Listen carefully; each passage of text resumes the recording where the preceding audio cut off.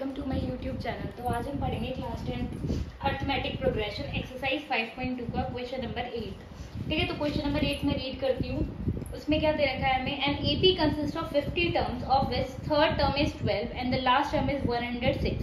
Find its 29th term. तो देखो, सबसे पहले हम इसमें लिखेंगे कि हमें गिवन क्या है। तो ये हमारी एक्सरसाइज है 5.2 क्वेश्चन नंबर 8। तो इसमें हमें गिवन क्या है कि हमारी जो टोटल नंबर ऑफ टर्म्स हैं वो कितनी है। टोटल टर्म्स है 50। ठीक है, उसके बाद क्या कह रहा है, थर्ड टर्म इज 12।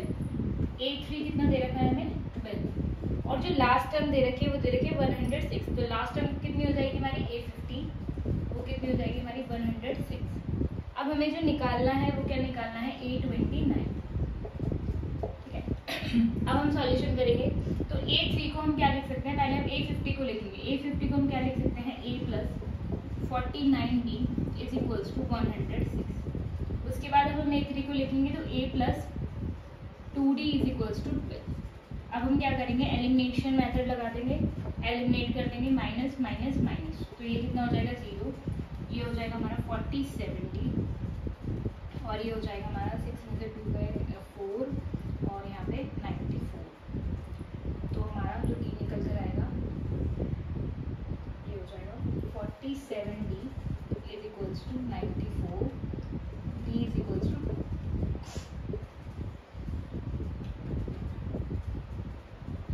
ठीक है, d निकल कर आ गया हमारे पास 2। अब हमें निकालना क्या है, 829।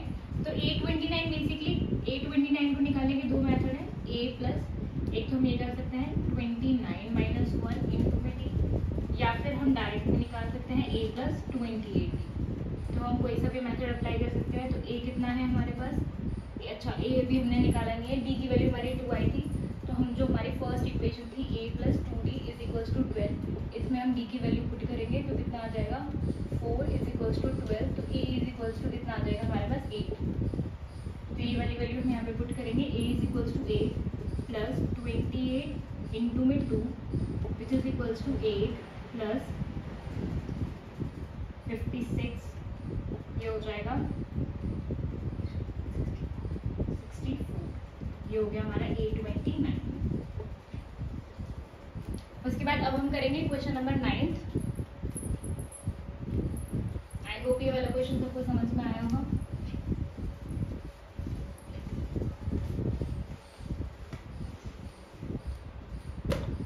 क्वेश्चन नंबर 9 में क्या कह रहा है, if the third term and the ninth term of an AP, इसमें हमें क्या क्या गिवन है कि हमारी जो थर्ड टर्म है वो कितनी है, वो है हमारे पास 4, और जो हमारी नाइन्थ टर्म है वो है -8, और हमें निकालना है which term of an AP, यानी कि n कितना हो कि जो हमारी an है वो कितना हो जाए, 0 हो जाए। ये चीज़ हमें इसमें गिवन है। तो सबसे पहले हम a और d की वैल्यू निकालेंगे। क्या लिखेंगे, a + 8d is equals to -8, a + 2d is equals to 4।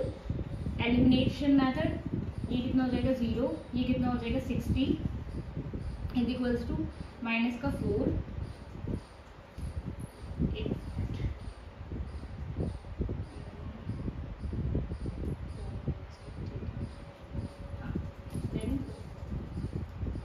is equals to